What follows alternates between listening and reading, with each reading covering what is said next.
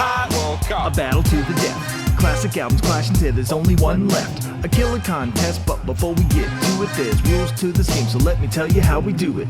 8 classic albums, 1 classic year. Draw 'em out the hat and chew the fat right here.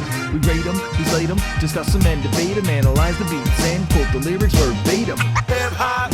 When all is said and done, we put it to the vote and tell you which of them is one.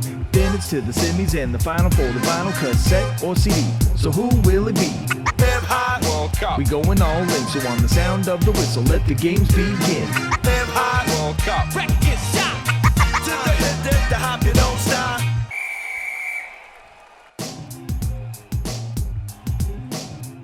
Hello and welcome to Hip Hop World Cup, the podcast that pits golden age hip hop albums against each other in a contest to find the ultimate champion. I'm your host Danny Phillips, and joining me in the Hip Hop World Cup studio are Steve Hitchcock. How are you, Steve? Hi everyone, yeah, good, thanks. And James Larry Luscombe. How are you? Hello mate, yeah, very well, thanks. All good, cool. So yeah, this week is a little bit different. We're on the road this week. We're positioned on Wembley Way in our special mobile unit that we've had specially constructed. Involves thousands of feet of cabling, huge monitors, and it's just like a pod that we're all in at the moment on the famous walkway just down from the Bobby Moore statue. So really excited about that. It makes no difference to you and the listeners, but it's great for us because we're at the spiritual home of football. So it's great to be here, isn't it, lads? What are your thoughts about our new mobile pod? Well, I think it's an honour to be at Wembley, isn't it? Like you said, it's the home of football, and hopefully we can do it justice. Absolutely. So this year, this episode, we're looking at 1991. Full disclosure, this is my favourite year in hip hop. So many great albums. It's got 4 in my all-time top 10. 4 albums in my all-time top 10 in our shortlist, and that gives you an idea of how much I love this year. There are so many great albums, and even in my honourable mentions, there are some that in my top 10. So this is my personal favourite year. What are your thoughts on 1991? Larry, start with you. Yeah, not as strong for me actually. There are I struggled to come up with the shortlist, but like you, there are 2 albums in here that rank in my all-time top 3. And another one that I absolutely love. And of those 2 that are in my top 3, I really like. They've always been unranked, and they're still unranked in my mind. So if they come up against each other, I really don't know what I'm going to do and which way I'm going to come down. Oh, I love that. And how about you, Steve? Yeah, not one of my favourite years. I think I'm probably going the opposite of you two. There's a couple of albums that I do really like, but not in my probably not in my top 5, maybe some in my top 10. So I'm really interested to find out which ones you rank so highly, actually. It's going to be interesting. Yeah, it is interesting. It's just that, I remember making a compilation of tracks from 1991. I just had so many, I couldn't fit them all on one CD, of my favourite tracks, from this year. I just love it so much. I think it was just very much in the formative stages of my hip-hop love. I was... used to go out and buy the cassettes and stuff like that, and there just seemed to be so many great albums around at this particular time. I'm surprised you, Larry, when because this is Pete Tong's rap selection days, and there were so many tracks. I mean, there are quite a few singles I can remember from the year, but I don't know. I just kind of think I don't think I really had many of these at the time, apart from NWA, maybe. Right. Yeah. And I can really remember you and I loving the NWA album and listening to it on the way to school and stuff like that. But apart from that, I don't really have. I think I was probably just still into the stuff that I had, Straight Outta Compton and the Public Enemy albums and stuff like that had kind of previously been come out the previous couple of years, and just still stuck on those maybe. Yeah, still digesting those ones. Yeah, that's fair enough. Well, look, it's going to be an exciting one to find out what some of these albums are. Just a very, very quick recap on the rules. What we've done is we've whittled it down to our favourite 8 albums from 1991 using a technique and a process that I still don't understand. But we've got it down to 8 albums, our favourite 8. And what we're going to do, we're going to draw them out the hat against each other, and they'll play each other in round 1. The winners go through to the semi-finals, and the winners of that obviously go through to the final, and then they play, and we find out our ultimate album from this year. So I hope Tru-Skore's been working hard this week. Larry, I I hear it was in the news this week. I saw something about it taking over webcams or something. I can't really comment on that. I mean, we've had as you'll recall, sort of the last episode, it worked. It was being worked so hard that it was pumping out sort of black, acrid smoke. I think it's been fixed now. The problem with it is because it's a hybrid system. It's the like the chipset, like the musical processing unit is like a really modern Intel system, but the machine that houses it is like an adapted like British Leyland machine from the early 70s. So yeah, it's quite pretty durable. But I've had to flush the pipes through this week, and but I wondered what that replaced. I wondered what that was sticking out the top of it. So yeah, that must be okay. It's one of the gearboxes is gone a bit funny, but it should be okay. Like, yeah, good. Okay, keep off the clutch, and it'll be fine. I think. Nice. Danny, what happened to your rival system? Did that get shut down, or is that going to make a comeback? There are a few teething problems. I got some letters. I won't lie to you this week. Very strongly worded letters. So I'm going to carry on using it until I'm like a court tells me I can't use it. But until then, I'm going to keep using the real rank system because it's all I've got. Okay. So let's see how it gets on this week. But anyway, so before we get on to telling you what the lineup is, just a quick surprise for you guys. I've got a special guest lined up at the end of the show, just after the final, to talk about the winner, like we did last time. This time it's a genuine England legend. I'm not going to say any more than that. A genuine England football legend will be joining us on the line live to give us his thoughts on the winner. So stay tuned. Is he on a reliable telephone? I believe so. We've done some tests, and I believe it's reliable this week. So let's see how we get on. But I still hope it's Darren Anderton. Well, I'm not going to say, but just please stay tuned for that. It's going to be absolutely dynamite. So, okay, so the 8 albums we've got going through to the Hip Hop World Cup finals are A Tribe Called Quest, Low End Theory, Black Sheep's A Wolf in Sheep's Clothing, De La Soul is Dead, Del the Funkee Homosapiens, I Wish My Brother George Was Here, Ice Cube, Death Certificate, Ice-T's OG Original Gangster, KMD's Mr. Hood, and F of 4 Zaggin by NWA. So that's a very strong lineup of 8 there. Quick thoughts before we go into the round one? Yes, it's a strong lineup, isn't it? I know I don't think this is a classic year, but that's a really strong lineup. I think I'm going to struggle to choose between some of those albums. Absolutely. And Larry, what are your thoughts quickly on the lineup? There are definitely some that I'm going to really struggle with, but I can't lie, there are also some in there that just I don't connect with at all. So that they will be easy rounds for me. Yeah. Foregone conclusions. Hip Hop World Cup, round 1. Hip Hop World Cup, round 1. Hip Hop World Cup, round 1. Hip Hop World Cup, round 1.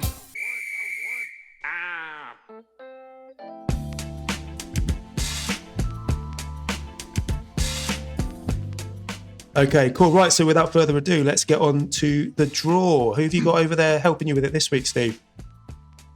Well, you're in for a big surprise, actually. So, I don't want the listeners to think that we don't kind of spare any expense for this Hip Hop World Cup, especially in your favourite year, Danny. So what I've been doing, I've been trying to think of a legal way to get Tupac into this World Cup, because there's no way he's going to get into it otherwise.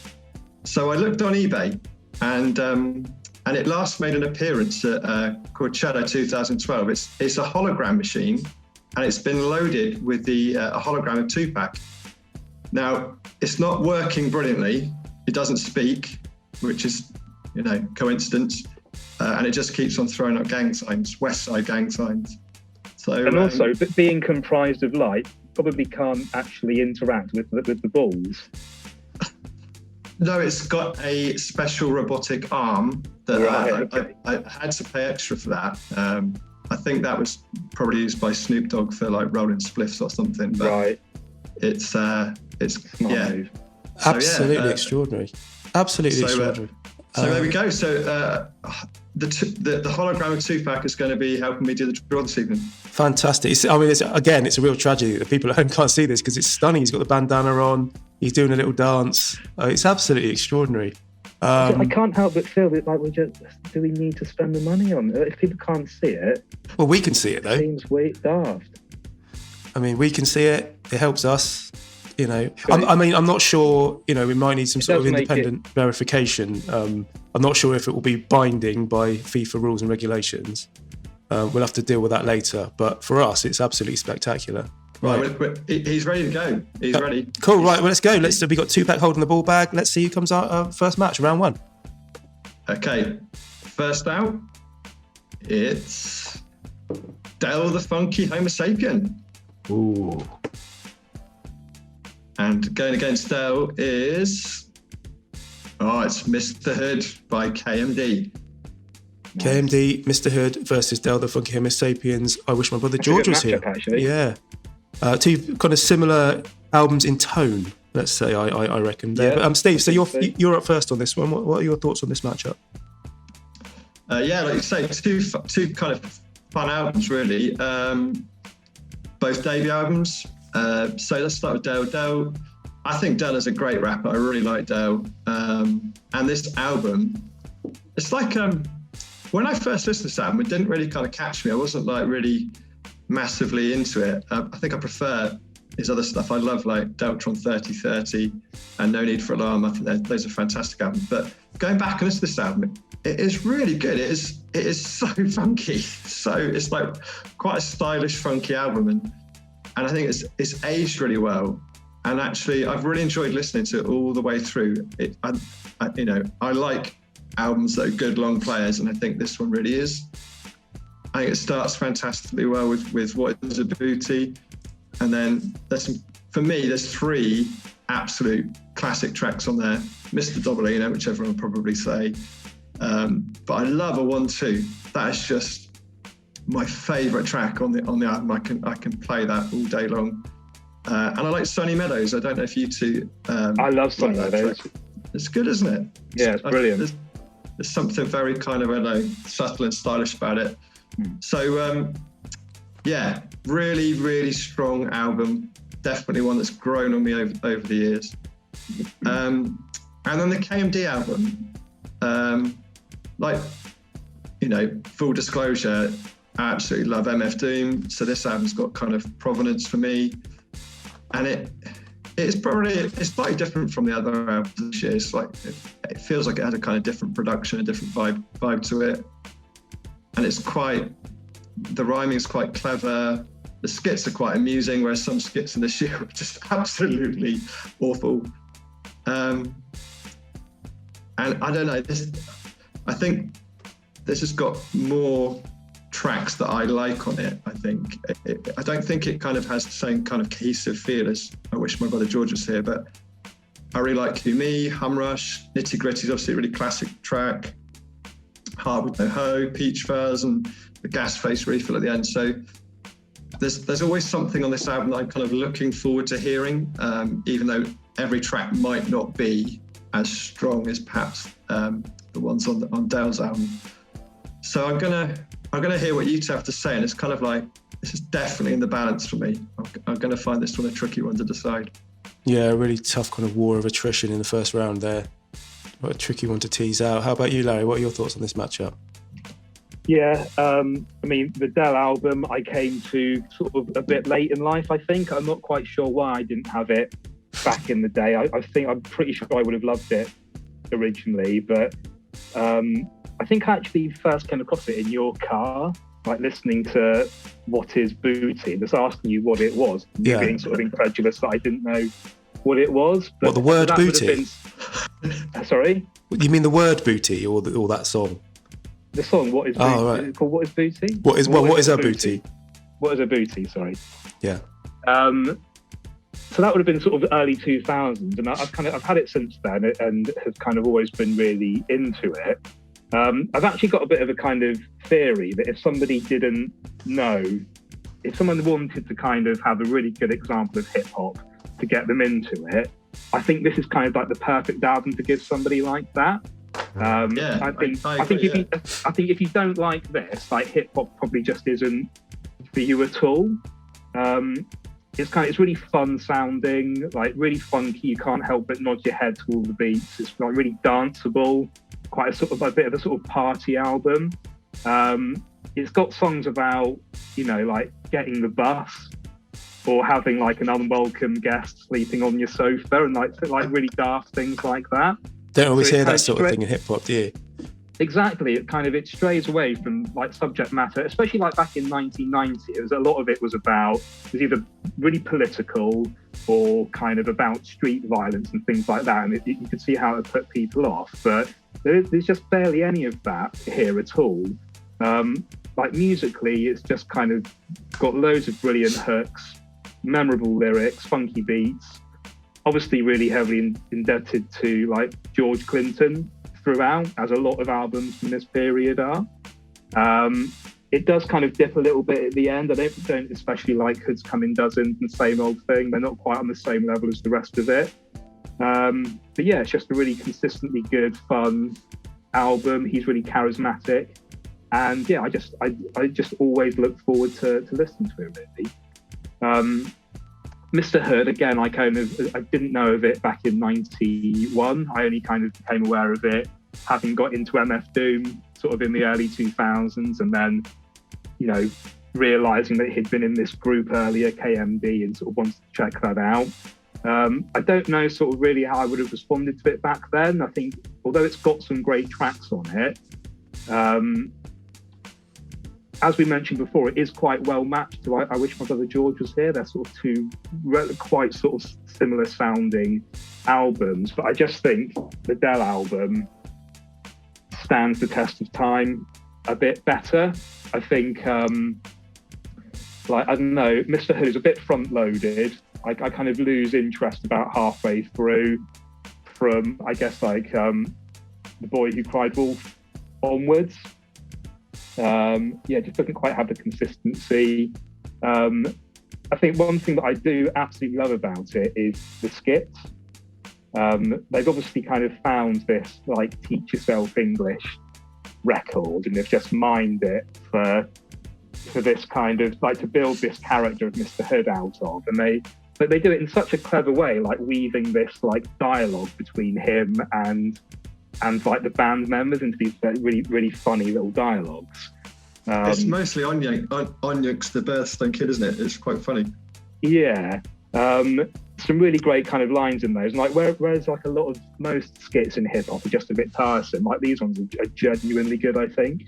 And MF Doom, Stroke FLFX has kind of always been good with the skits. But yeah, I have to say, I don't think the rapping is particularly great on this album, like especially when you compare it to a lot of the other stuff on offer this year. I think it took him becoming MF Doom to kind of really find his place as one of the all-time greats. I don't think you can really see that. You would have guessed from this that he would go on to be such a legend, I don't think. But yeah, I mean, I didn't even know which one he was. Yeah, it is a bit kind of hard to pick him out, like, to be honest, unless you kind of really know what to look out for. But so yeah, I was a bit disappointed listening to this again, because I thought I liked it a bit more than I did, perhaps. But I much prefer their second album, actually. It's a shame that we won't get to speak about that one, because it wasn't released officially until sort of much later. But so yeah, a good first round. And a good matchup between the two, I think. Interesting stuff. Yeah, I mean, just coming on to my thoughts on this. I mean, without wishing to strip the Jeopardy out of the situation, we've unearthed one of my top 10 of all time albums in Del the Funkee Homosapien against an album that I heard for the first time this week. So I think it might be, the dictionary definition of a foregone conclusion with this, but I will speak about. I thought you did have Mr. Hood. No, never had it. Never. I would have heard of it. I just hadn't listened to it until I was forced to this week. But so having listened to it, and I spent a good time listening to it this week, and I think it's a good album. I think had I listened to this in 1991, I think it would have been an album I would have loved, actually. I think it's right on my street. I think it's full of, it's funky, it's sample heavy, it's fun, it's upbeat, it's got some really great kind of energy behind it. and I think I like that a lot. They're at the time they're associated with Third Bass, and I think they were on the Third Bass's first album, gas-faced stuff. I think, and hence why one of these is gas-faced. So I was aware of them through that, and like their contribution on that. And I think they're very similar. This sounded like a Third Bass album to me. Lots of sort of cartoony skits, a lot of samples, just, you know, loads thrown at the wall to see what sticks. And I think it's really good. A lot of those skits you were talking about, I lost patience with those quite early on. They annoyed me. In fact, the first track that comes in is a glorified skit, really, isn't it? And I just don't think that's a strong enough opening for an album. I was kind of like, it didn't grab me from the start. I really like it. Yeah, I mean, I sense the people who like this album like that skit, but I just come into it now, I just wasn't feeling it. But then as the songs kept going through, I really kind of got into it. I like the production style. I think some of it's Stimulated Dummies, who I'm quite big fans of. And yeah, I mean, it's like an A to Z of all the breaks that were being used around that time. You know, all the classic breaks, lots of energy, good rapping. Could have done without Banana Peel Blues. That would be like a bit of a waste of time on that one. Yeah, as I say, Peach Fuzz I really loved as well.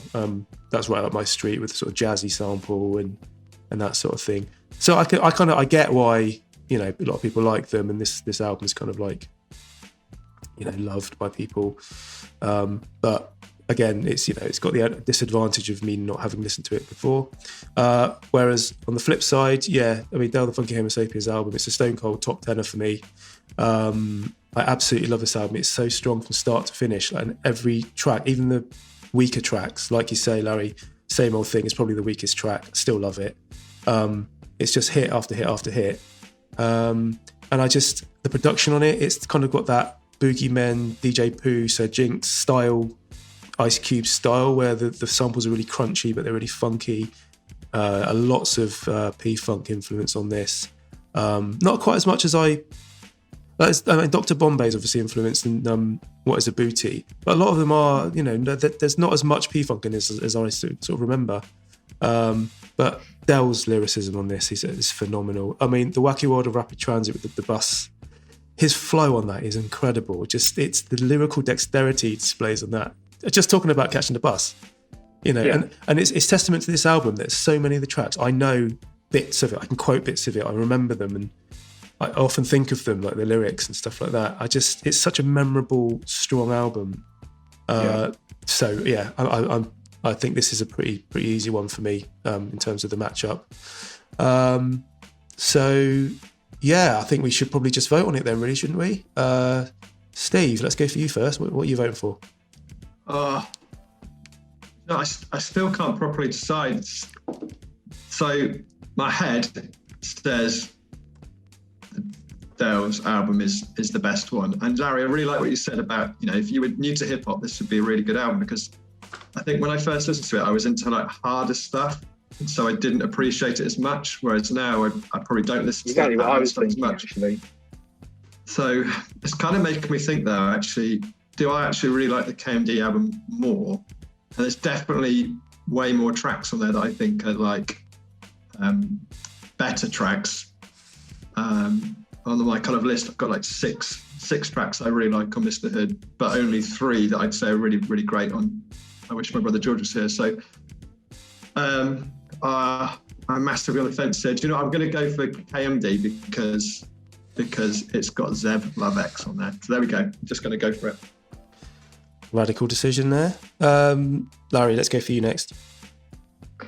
Yeah, this is kind of quite easy for me, really. I think, like you, I think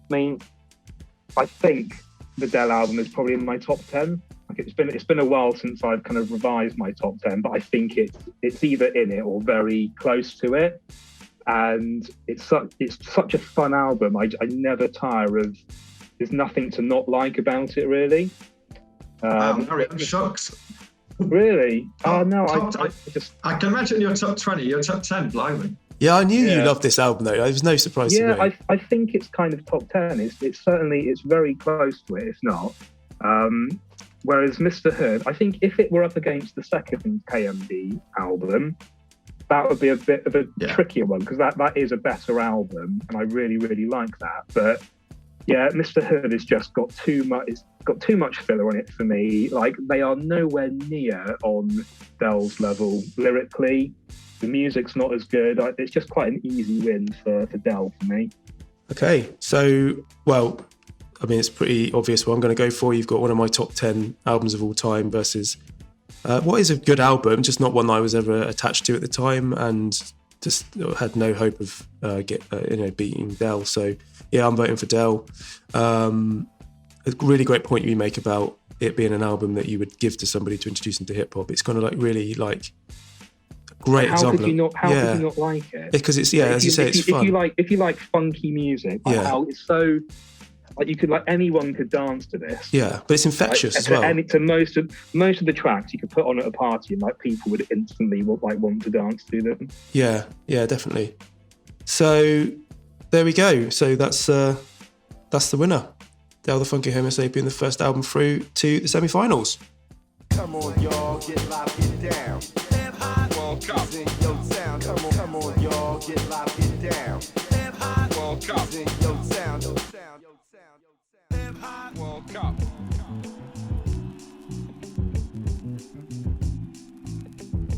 Right, so let's go back over to the virtual studio with Steve and his holographic 2-pack, who's holding the bag open. Let's see what comes out next. Give it a good shake. 2-pack, give it a good shake. He's also holding a gun. Is that okay? Yeah. As long as it's a hologram, we're all right. Can you just make sure he gives that bag a good shake? That robotic arm looks a bit static. Yeah. No, it's done. It's good. Okay. Thanks. And the next album is out. It's Ice Cube. Ice Cube's Death Certificate. And following out is Black Sheep, a wolf in sheep's clothing. Okay. Right, so who's up first on this one? We've got you, Larry. You're up first on this one. What are your thoughts? Okay, well, Wolf in Sheep's Clothing is probably an album that I thought I liked a bit more before going through the process today. It's probably a bit overlong, I think, and doesn't really have the quality to justify that length. I think it's about 23 tracks or something ridiculous like that. I do like the songs that I like are brilliant. I really like Strobe Like Honey. That's kind of an all-time favourite of mine. To Whom It May Concern is really funky. Similac Child, Try Counting Sheep, I've always liked.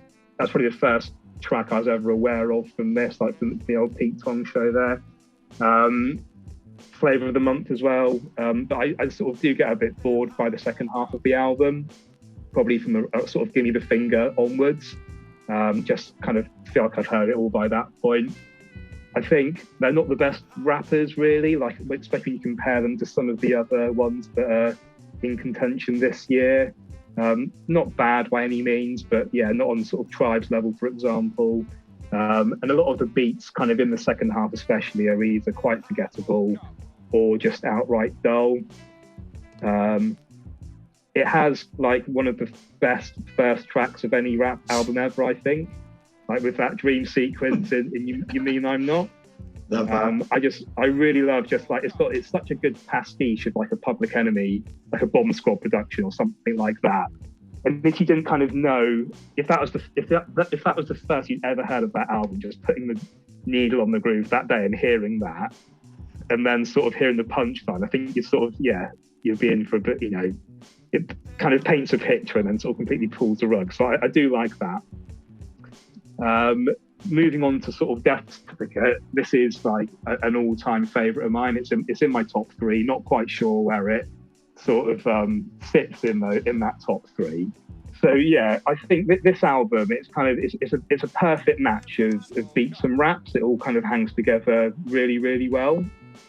But that being said, I have kind of found it quite tricky to sort of describe this album and why I like it.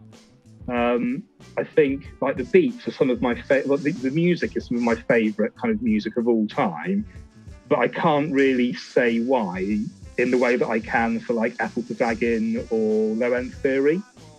I think it just sort of comes down to the sample selection being so good.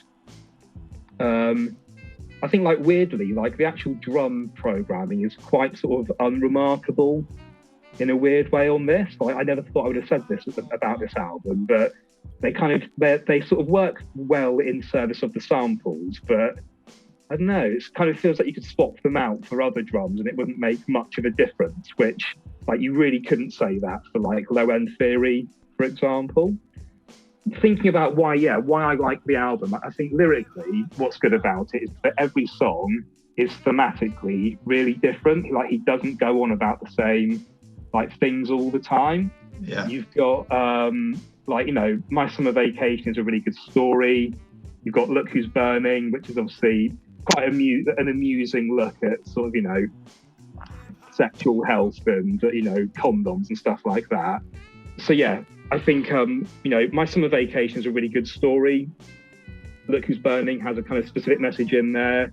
Bird in the Hand is a really kind of vivid account of, you know, what it's like to come from somewhere like Compton and how you can struggle to kind of get out of that situation without turning to crime. Alive on Arrival is kind of all about racial inequality and sort of healthcare and the judicial system. So there's just so many kind of interesting, like, engaging themes in it, and it sort of really holds your interest because of that. I think he's not just sort of repeating himself throughout the whole thing. And yeah, I noticed that more and more the more I kind of listened and thought about it. Really, it hadn't sort of particularly occurred to me before, but I think that's what makes it such a consistently good album. And yeah, it's his best work. And yeah, just love it. It's got a great album, like I said, and all a top three. Just not quite sure where it stands in that ranking, really, but hopefully we can resolve where it stands in comparison to one of the others tonight.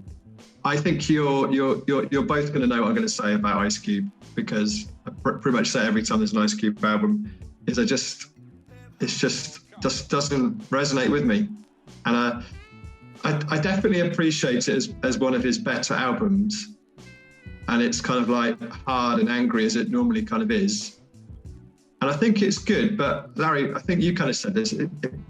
It's like, it is kind of like slightly unremarkable. I think there's nothing that really kind of stands out about it, and I think it is better than his other albums because the content is, I don't know, brighter, more interesting. But I just can't get into Ice Cube. I do think the beats are okay, but they're just not remarkable enough for me. And Larry, I always know that you two are going to like these albums. They're always going to be in your kind of top threes, top 10, but they never would be for me. I just can't really put my finger on it. I really don't know what it is. I don't know whether it's I just don't like Ice Cube's cadence. I like him, but I just can't get into it. So the Black Sheep album, I do really like, and I think, Danny, you either gave me this album or you warned me about the first track to kind of say, you know, you've got to listen past the first track because it's not what the album's like, and it is a really crazy good start, and of course it's a then members of the native tongues, but they're kind of like slightly harder than kind of what you'd expect from native tongue, and yeah, it's funky. It is a really long album. In fact, I think Death Certificate kind of feels quite long to me as well, maybe because I don't enjoy it, but this is definitely a long album, and I think taking out a few tracks would make it much, much tighter. They Love the Ladies. That's one of the interesting but maybe irritating things, as they kind of keep coming back to their own kind of like prowess in the boxer short department, but there are lots of good tracks in it, and one of them I think is one of my favourite ever tracks, and I really like, I think I said in a previous podcast about how much I like Shook Ones Part 2 because it really gets you in that kind of hip-hop state of mind. Well, I like The Choice Is Yours Revisited. I think I just love putting that on and just listening to it over and over again. Similac Child I really like. And Black With No Vision as well, I think is a really great track. Strobe Like Honey, which you said, Larry, as well. There's good things on there that I really like, but yeah, probably too long to be a classic album. And maybe a bit kind of samey. So, yeah. Okay.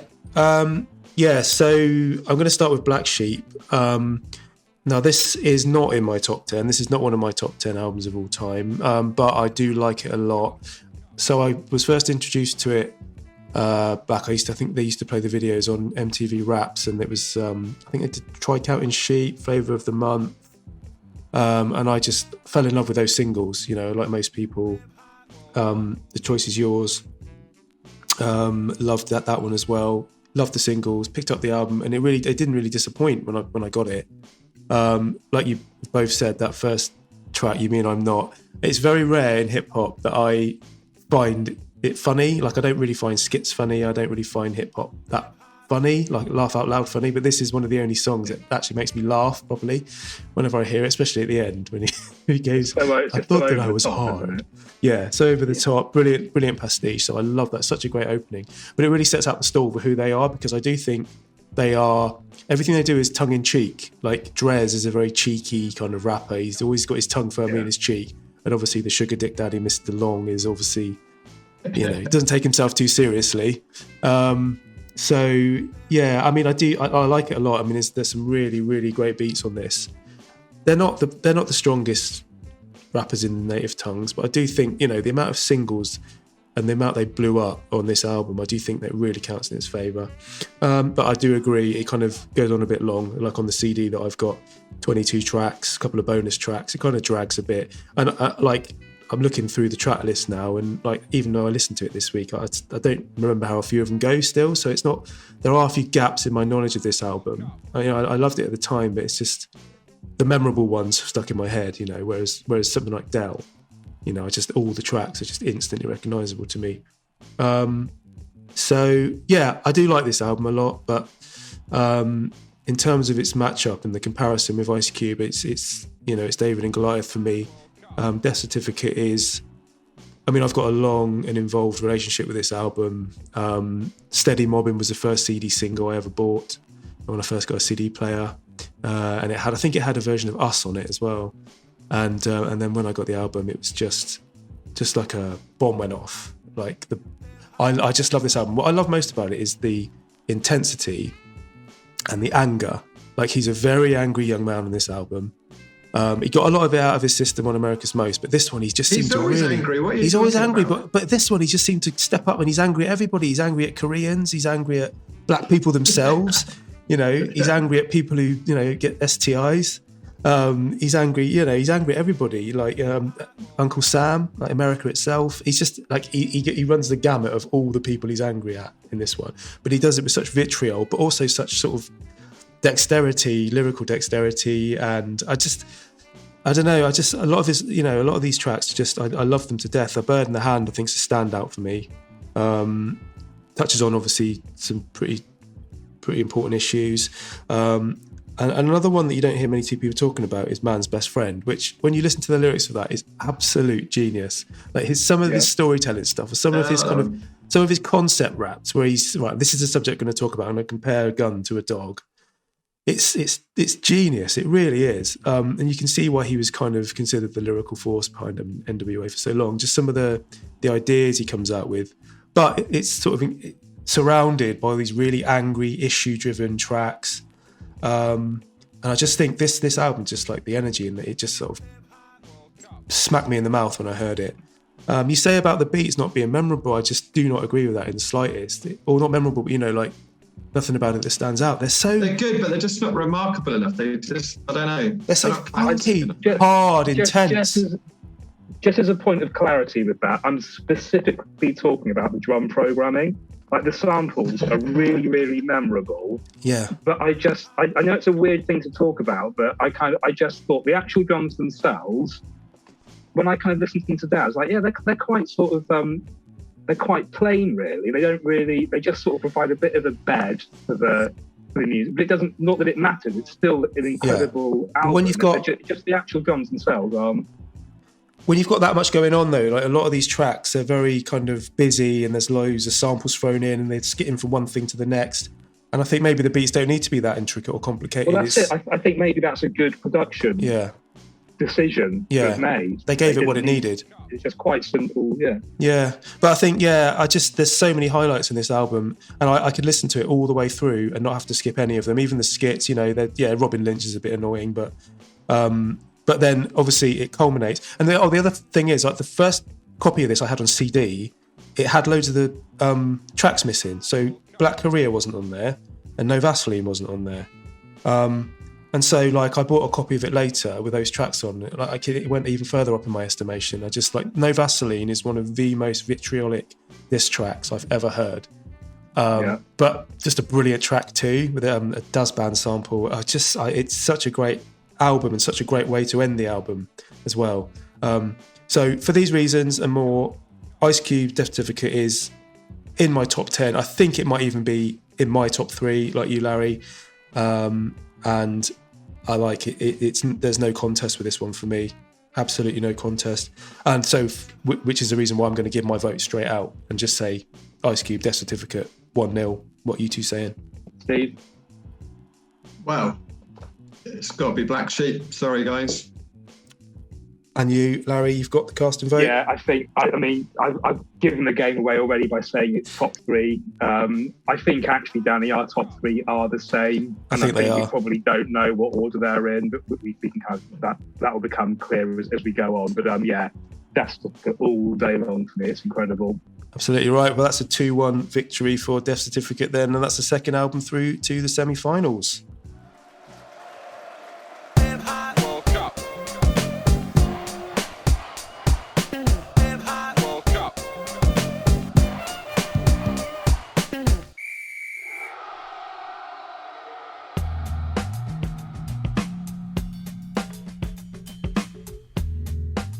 So it's back over to you, Steve, in the virtual green screen studio with your virtual 2-pack.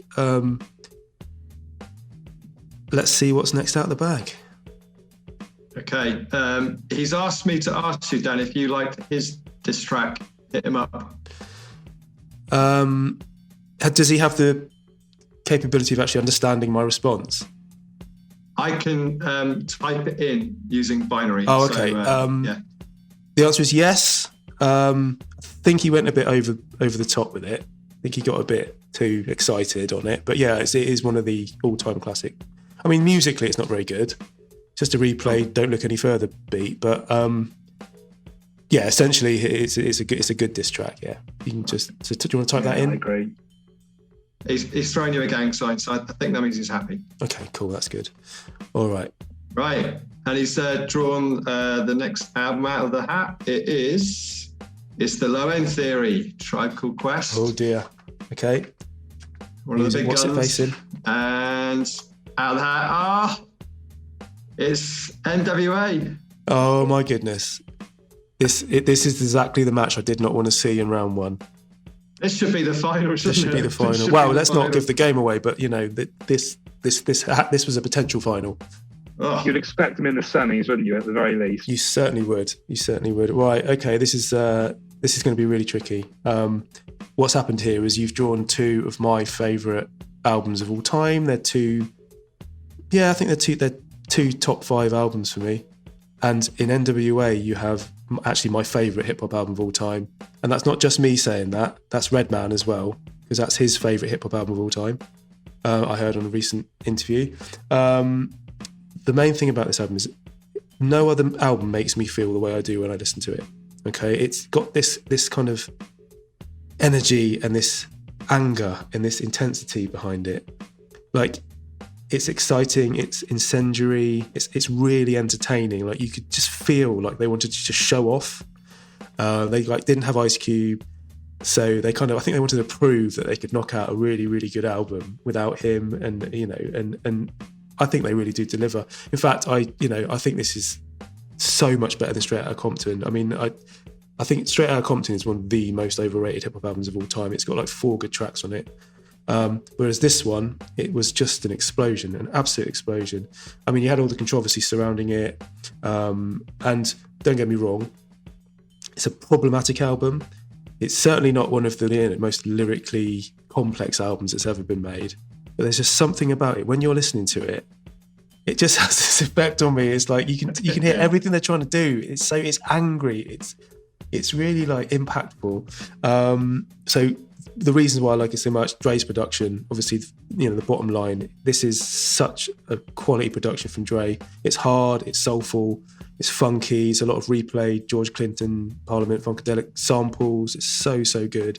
And it just kind of, certainly with Always Into Something, it laid the template for the G-Funk sound, I think, with that high-pitched synth. I think that was kind of the first time I'd ever heard that sort of thing being done. Yeah. And that sort of rim shot-led beat. So, you know, I love that. I had that on 12-inch. Dre and Yella's production just makes this stand out. And you could hear what he was laying the groundwork for the Chronic in this album. You could hear a lot of it sort of, it developed, but you could hear a lot of what he tried to do in the Chronic starting here. People talk about, you know, Dre as a producer. As a rapper on here, this is him at his absolute best for me. His verses, certainly on the title track, they blow me away every single time I hear them. And I think he might not have wrote them, you know, who cares? He delivers them so well. And he's got such swagger on them, and the lyrical kind of, the rhyme schemes are just, they're really good. And like, to me, he is one of the best rappers certainly in NWA, but you know, he's so much better than people sort of have him down for. Yeah. But as well as that, Ren and Easy are on the top of their game as well. And the way the three of them interact on the tracks, they go from one to the next. Their interplay is brilliant. And sometimes, you know, you've had Dre and Ren going for a bit, and then Easy comes in with his verse, and it's like, could this have got any better? It's like it's just, there's something about the alchemy of this album that just works so much. It's breathtaking, and then just finally, it's got what I genuinely believe is my favourite hip hop song on it of all time, and that's Real Ends, which was also on the 100 Miles and Running album, the EP. Sorry, it's my favourite hip hop song of all time. I think the word I would use to describe it the most is relentless. It just, when it starts, it rolls right the way through to the end. They take turns on the verses. Just when you think it's over, somebody else will come in with another verse. The chorus has got scratching. It's got Yella doing his, it's just such a great track. So yeah, for me, I mean, it's my favourite album of all time. So I don't really know what more I can say about it than that. Danny, I think you just absolutely nailed it. I think I could just hear the Wembley crowds are just applauding your analysis there. That was they're on their feet. I can see them. They are on their feet. That was spot on. Yeah, which makes it all the more hard for me to have to compare it with another one of my top 10 albums, The Low End Theory, which, you know, had it been against anybody else, I think it would have just sailed through, because it's just a phenomenal album. I think it's as close to a perfect album as you can get. I think, like on NWA, even though it's my favourite album, I do recognise that there's some stuff on it is absolute rubbish, and I would not have put on it in a million years. Like I'd Rather F You, Automobile. I think they really spoil the album. Yes, F a bit funny, but whereas Low End is start to finish an absolute stone cold classic. The interplay between Tip and Fife is brilliant. I mean, Fife comes to the forefront on this album in a way that he wasn't on their first album. Every single track is iconic, and every single lyric is iconic. As you're listening to it, there are lines that you just know, like you know it. It's like a rite of passage for any hip hop fan to know these lyrics or bits of them. Even people who aren't into hip hop know bits of these lyrics. It's such an iconic album. It's my favourite of their albums. I think what I love about it so much is the heavy jazz influence on it. We've Got the Jazz is probably my favourite track on the album because it's so smooth. It's got my favourite breaks. And it ends with Scenario, which is the greatest posse cut of all time. Every line in that is memorable. So, you know, this is a heavyweight clash of the highest order. Two of my top 10 is going head to head. And I think I better shut up now and let you two talk about them, because I could go on forever. So let's go with you, Steve, on this one. There's not much left to say. Blimey, that was incredibly well said. Well, yeah. So NWA, I completely agree with everything you say. So I think I just have to validate maybe a couple of things. This is definitely their best album, and Dr. Dre is on top form here. It's really interesting what you're saying. Like this album is obviously inspired by Ice Cube, and actually, when I listen to it, I think, if Ice Cube was on it, could it get any better? But actually, we wouldn't have it as good as would we if he had been on there. It'd have been a different sounding album, different type of album. I think so. MC Ren, who's not the strongest rapper, is actually really quite good on this album. He's immense. I mean, I think he really holds it together in a way. He's like he comes in on the intro and he sets the scene. He steps up. Yeah, he steps up and he sets the scene for it. And all the way through, he's this constant kind of solid presence. See, to me, MC Ren was always the one that people were impressed with, like in the old days. Yeah, no, I agree. He was the one that I kind of like. He was my quintessential like rapper. Yeah. Like, you know what I mean? He could rap fast and he just sounded really authoritative and in a way that I kind of didn't. He was my favourite. But I think he stepped it up in this album. I think he stepped it up even more. He became the main guy, I think. Yeah, definitely. And although there's some annoying tracks that you said on here, Danny, I don't think any of them are really kind of like filler. You don't have to skip them. They're not like awful. Well, I always skip Automobile. I like of those two tracks, Automobile's the best one because it is quite funny. Yeah, it's not that bad. I really like Real N-Words Don't Die. The drum hits so hard on there. It's just amazing. And like whenever I do a compilation album, Appetite for Destruction, Find a Method and Flee always get on there. Approach to Danger and Days of Way Back. It's just something a little bit different at the end. So this is phenomenal album. Definitely, the best NWO album. But then it's going against what I would consider a masterpiece in the Low End Theory. It is just funky. It's complex, and Fife really steps up. And I don't know if there's an album that just starts as well as this one. There's like the first, probably 6, maybe all the tracks in it. The first 6 tracks just keep going on and on into each other so well. I love Butter. I think that's probably my favorite track on there. I think Fife is really, really in his prime. Oh, he knocks it out of the park on that one. He flows through that so nice. And there's the classic, obviously, there's Check the Rhyme. And yeah, Danny agrees. Scenario, I think, is the greatest posse cut ever. It's just perfect. And I think probably the same as, the choice is yours. I could put Scenario on to get me into that kind of hip hop state of mind. So 2 absolutely cracking albums. Absolutely amazing. Absolute monsters. 2 monsters. I'm really, really fascinated to hear what you've got to say about this, Larry. Let's have it.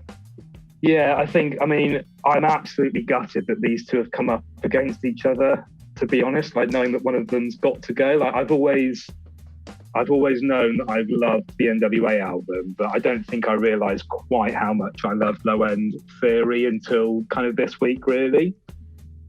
I think, like, starting with Low End Theory, like, to me, it's just the pinnacle of that early 90s, like, jazzy sound that other kind of groups like Gangster and, Pete Rock and CL Smooth were also going for.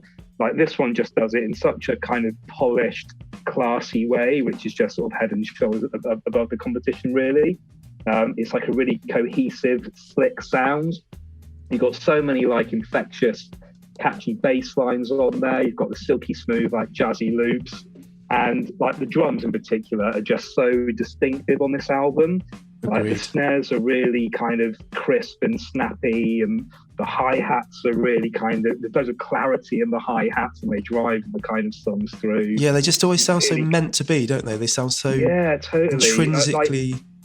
Like when I kind of mentioned about like on Death Certificate, the drums being a bit inconsequential, like the drums are front and center on this and you could not replace them. Like Q-Tip is such a monster of a producer. Like we've said this before when we kind of talked about People's Instinctive Travels. Like he's so underrated. He is. He's so underrated. Yeah, as a producer. He's just rock solid. He's also an incredible rapper as well. Yeah. But I think, the music's quite straightforward on this. It tends to kind of be just made up of relatively simple, like loops rather than, piecing together multiple sources, kind of like the Bomb Squad or Boogeymen do. But what that means is like there's kind of loads of space in the mix. And the lyrics just fit on top of that, like so nicely, really kind of allows them to breathe and shine. I think, the vocals are easily like the beats on this. Like you said, it's kind of famous to the album where like Fife steps out of the shadows, and even like the first thing you hear from Fife is when he says, "Yo." Yeah. The way he comes in, it's such a strong... It's like him stepping up to kind of prove himself. Yeah.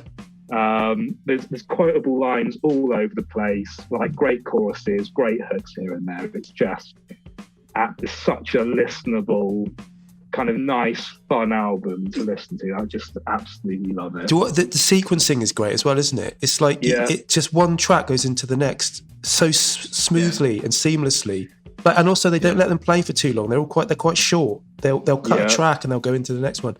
It's a like you said it, Steve. It's a masterpiece, I reckon. And quite a good example of that actually is like the weakest track on the album is What. Yeah. Right at the end. But the saving grace about that is that the very last word where they all shout "What," then leads into scenario so perfectly that it makes that crap track "What" like worth being on there. Like it just adds something. So I love that little transition. It's only 2.5 minutes long as well, so you kind of like, but it stops before you realise you're not enjoying it. You know what I mean? Yeah, it's kind of It's quite sort of short and sweet album, but it's just so good. Like the NWA album just kind of couldn't be more different sonically. It's like the polar opposite really of Low End, to the point where you can barely believe like they're both in the same genre really. It just kind of goes to show how much variation there can be in hip hop. It's not kind of the same like a lot of people think. Like Danny, I've kind of been obsessed with the album for, over 20 years now, basically, and especially as a scholar of like music production, this is just absolutely mind-blowing to me. It's the best thing that Dre ever produced, like without a doubt, and that's really saying something with his catalogue. And I don't understand why it's not a more commonly held view that this album isn't his best work. It barely gets a mention by most people. Yeah. Like you said, Danny, Straight Outta Compton I do like Straight Outta Compton. It's the thing that got me into hip hop in the first place. And I do love the good tracks on there, but it is overrated. This is just so much more than that album. It's just what I love. It's hard, like menacing. There's just so much like tension and drama in the music. I think just like thinking about that first track, you've got that kind of really mean, like descending, like guitar riff, which is just so kind of heavy metally and hard. It's like the production is just exquisite. It's kind of like slow motion Bomb Squad production. Like it's that densely layered. Like to kind of listen to it casually, you might think that they're loops, but there's actually so many little layers going on in there that kind of reward critical listening if you're kind of into that kind of stuff.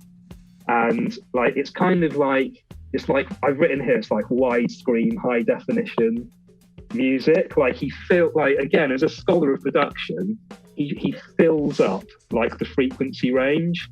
Like you've got the really deep kind of heavy bottom end, and then like at the top you've got like those famous Dre like sustained string notes that kind of just will lead like all the way through, and just every part of the frequency spectrum is used up perfectly. It's also really wide. You've got lots of little kind of bits panning kind of hard right and left and sort of everywhere in between.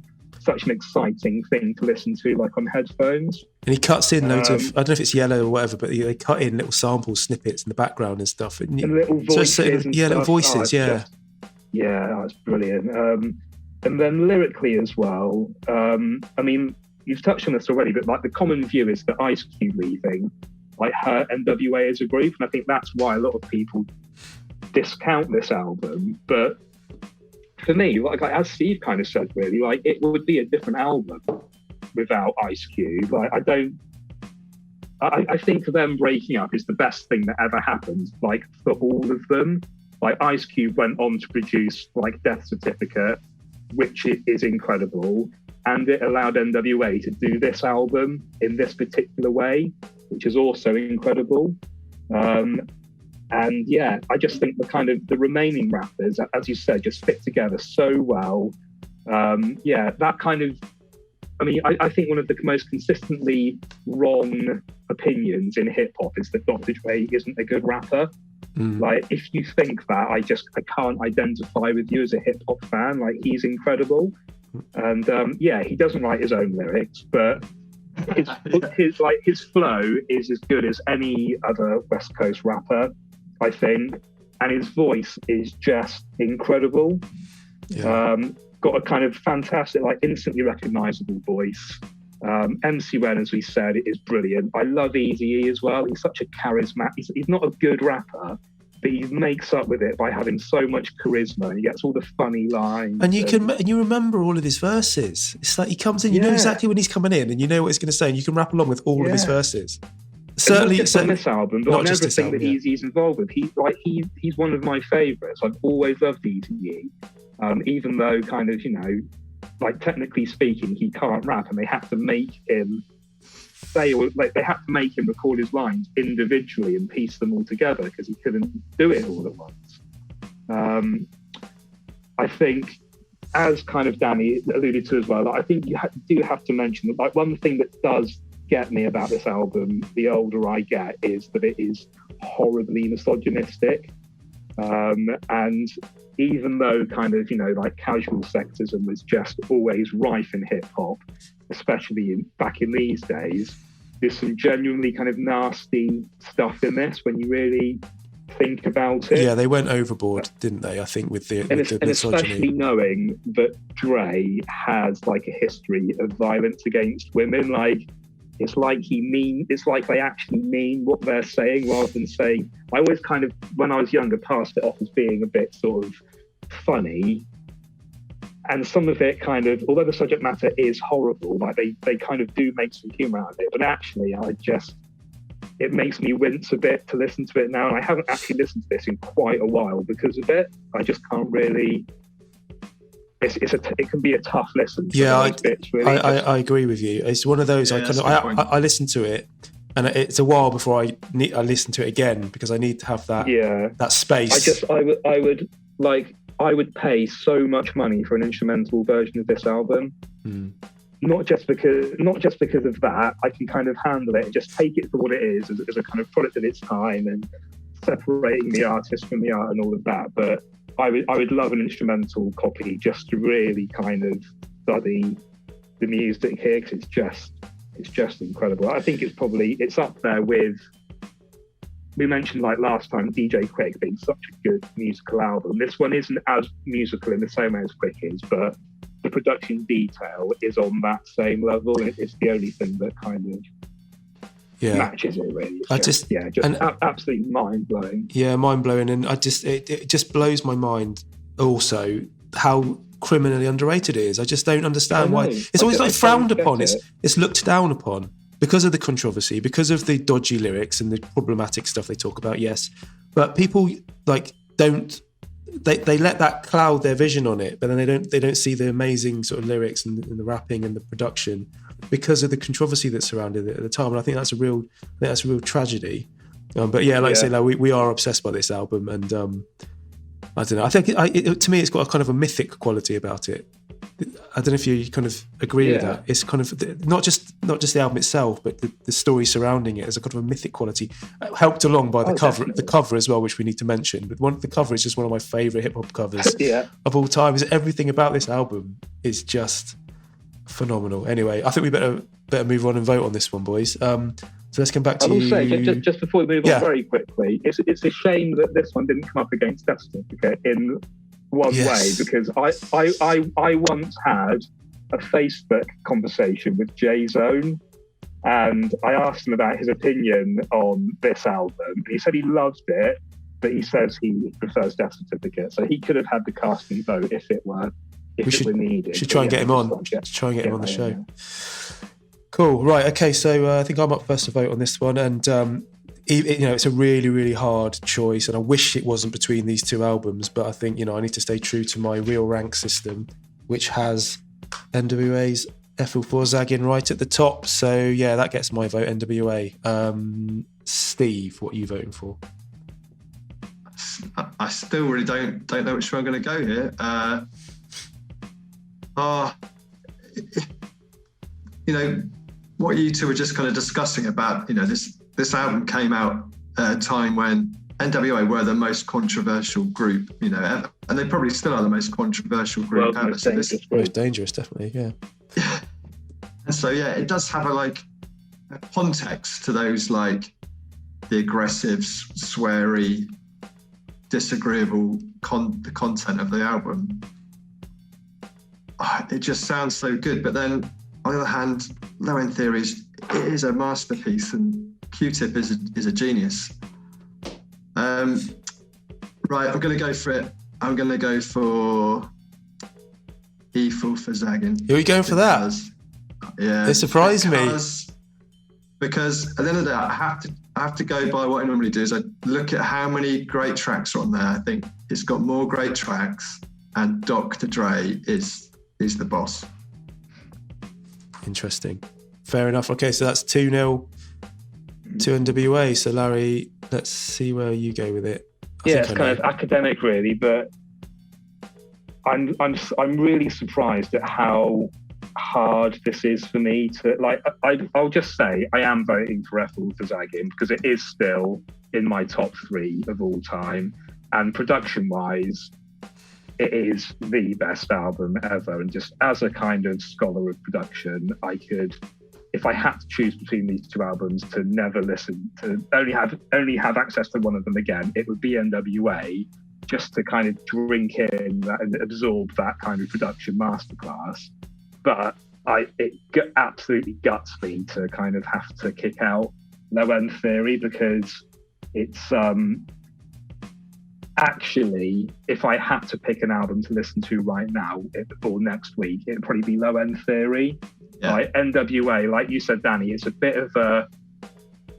a very absorbing listen, but it can be quite a hard one as well. Yeah, it's exhausting. You can't come back to it like regularly. No. Whereas with Low End, you can throw that on any old time and have a really nice time listening. But when you do go back to NWA for that first time, the first time you put it back on after not having heard it for a while, every single time, it makes the hairs stand up on the back of my neck. It's unbelievable. Yeah.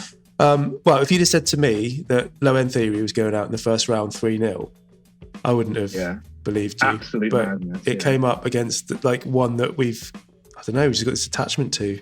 Anyway, there you go. Yeah. That's the World Cup. That's the World Cup for you. So okay, so that's your third team through to the semi-finals. NWA's second album.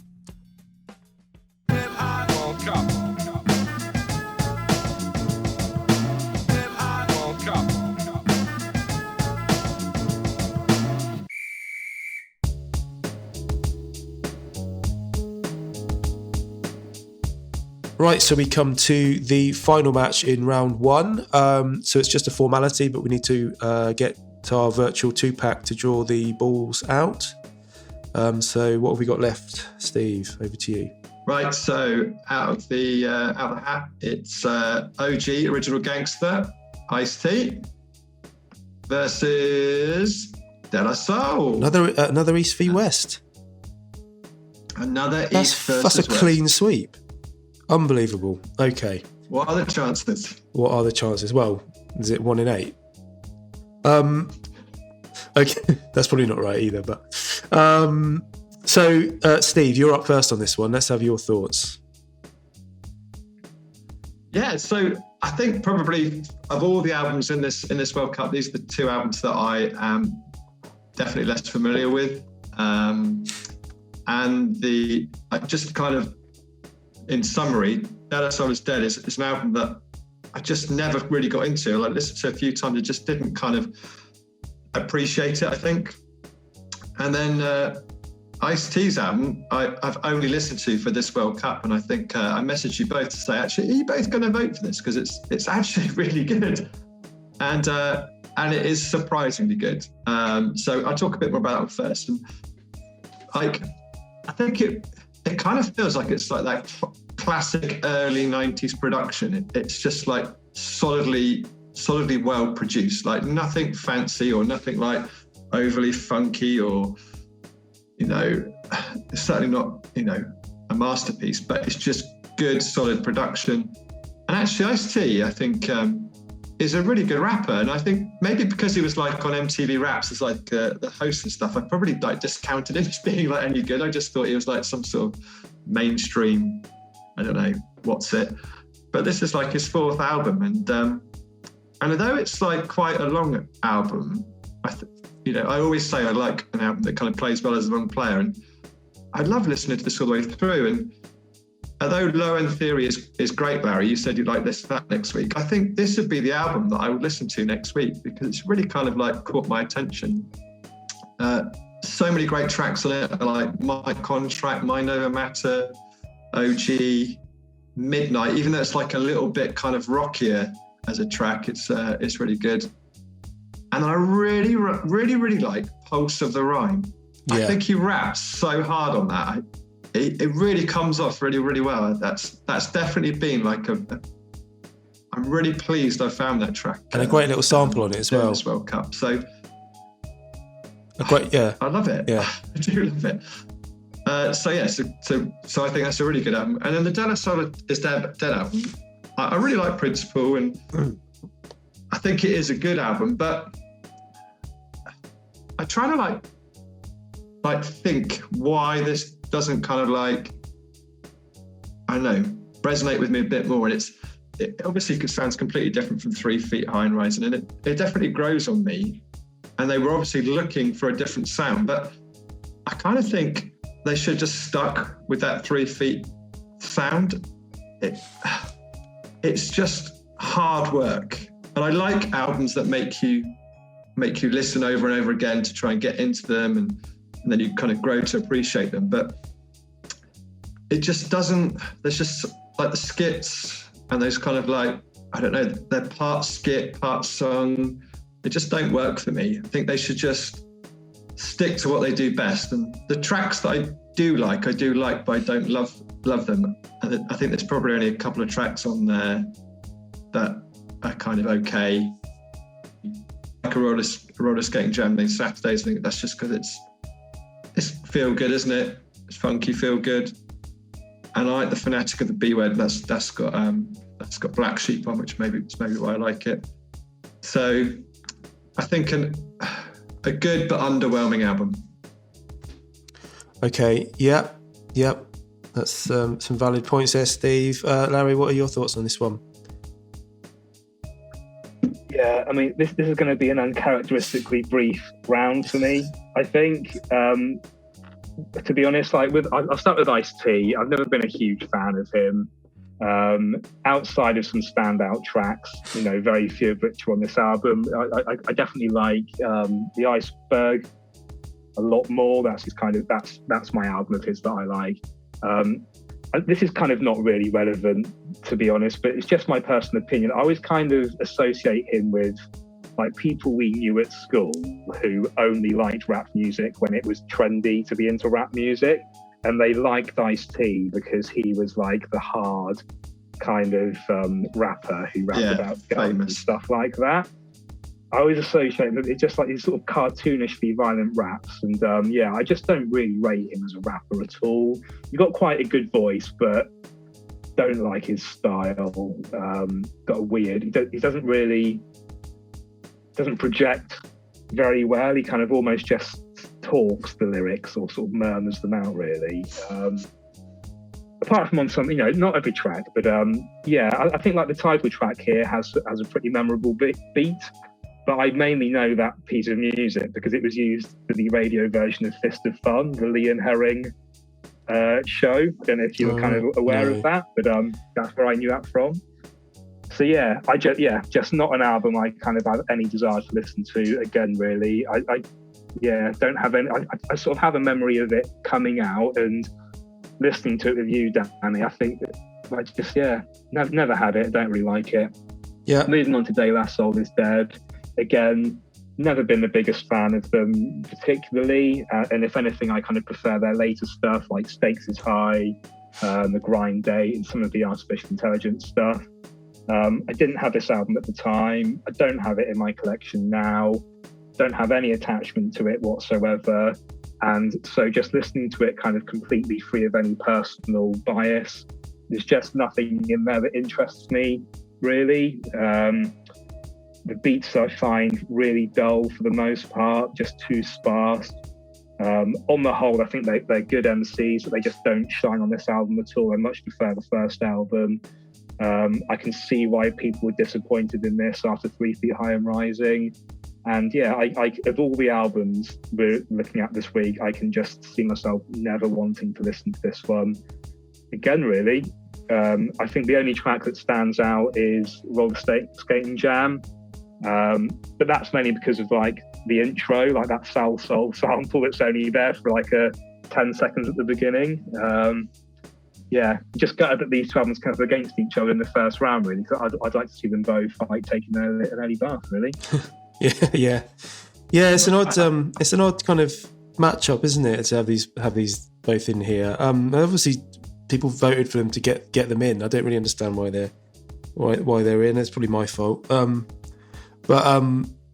Yeah, I have to say, after sort of listening to me again for this, I do kind of hear what you're saying, and I kind of agree with a lot of it.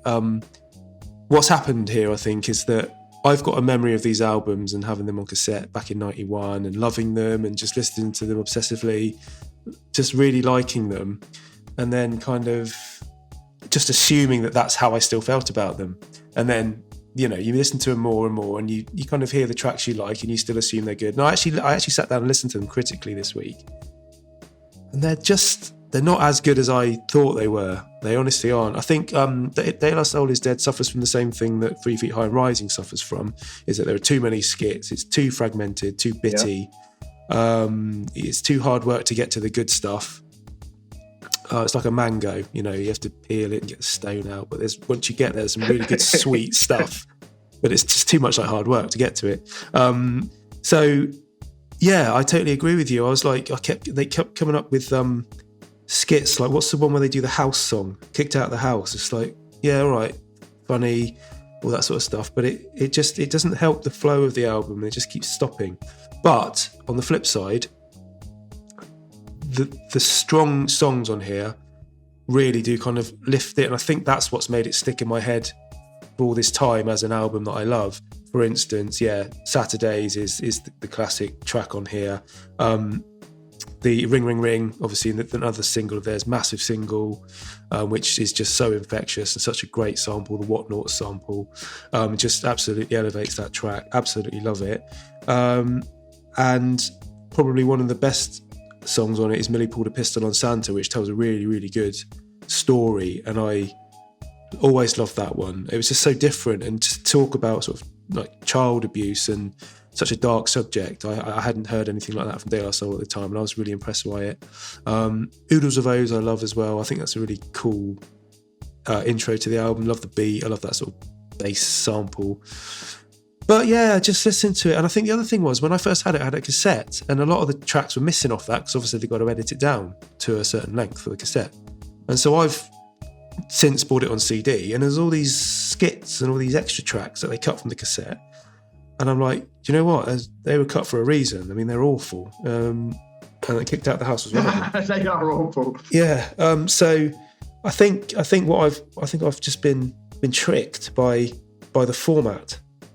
I think because I had it on cassette, I think I was like much like a Master Ace. I was led down a certain way with this album. But that's like your my Master Ace. Exactly. Yeah. And I was kind of, I thought that was the album, and then I've since realised that it's actually overblown, bloated, punctuated by these moments of amazing music that sort of could quite happily be compacted down into an EP, maybe. But moving on to Ice-T, I think... Danny, before you move on, what do you actually both think about the kind of skit in general in hip-hop? Because obviously De La Soul are credited with introducing the skit and making it kind of famous, and does think it adds anything, really? I like a good one. Like, I really like the Mr. Hood ones, like I said earlier. I like the NWA ones. They're always really well done. I like Wu-Tang ones generally, like maybe not generally, but I love the Liquid Swords ones. Yeah, but De La Soul are just the worst for it, I think. They're just not good kind of skits. They feel like a joke you're not in on, often.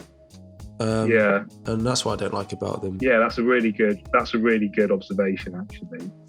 I think just the original and worst. Just moving away from the skits thing, like considering that they're from the same camp, like to put this up against like Low End Theory is just laughable. Yeah. Like the difference in quality between the two of them, like it's just absolutely no match. I know not comparing them, but just as a point of reference, like this is just a weak album compared to that. But De La Soul instead is lauded as their best album and one of the best albums from this year, and I completely agree with you. It isn't. I just don't understand. It's certainly fine. It's certainly my favourite album. If I'd had it at the time, but yeah, it's my favourite of their albums, and I always had just assumed that was set in stone. This is my De La album, and I loved it. I just I don't know. Just maybe it's just me and my taste now, and me having less patience for skits or whatever. I just don't like it as much, but there you go. Look, we better move it on. So I'm going to talk about Ice-T. So coming on to Ice-T, I think, again, what's happened here is that I've got a historical attachment to this album, listened to it again this week, and the first few tracks, I was like, oh my God, what have I done? Like, because a lot of the tracks, they've got those kind of drum machine beats, you can hear it, it sounds quite cheap. Certainly like Ziploc, when Ziploc comes in, I'm like, oh, okay. I love this back in the day, but now this sounds a bit ropey. But then it picks up, and you come into like Mind Over Matter, and then New Jack Hustler comes in. Now, New Jack Hustler is an absolutely immense song. I used to love that. It's got Bobby Humphrey sample on it. A really good track. Yeah, I love it. It's just a stone cold classic. That's what I mean by that kind of classic production. It's that kind of era that you expect that kind of production. And for what it is, it's well done, I think. Yeah, I think, sometimes something can sound, like from this era, can sound really, really dated because they've used drum machines and they've used those sort of bass sounds, and it sounds like it was made in 1991. Others are more timeless because they've used breaks and they've used those classic samples, and the drums don't age because they're just break beats. And I think there's a mixture of them on this album. I think New Jack Hustler is certainly one that stands the test of time, as is OG Original Gangster. It uses the synthetic substitution break, and you can't go wrong when you use that on a hip-hop track. It uses it well.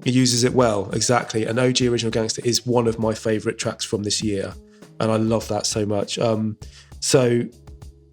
then it kind of picks up. There's loads of really good stuff comes on after that. We've got Ed, I think, is a really good track. I think and also Bitches 2 is good because they're two very good story raps.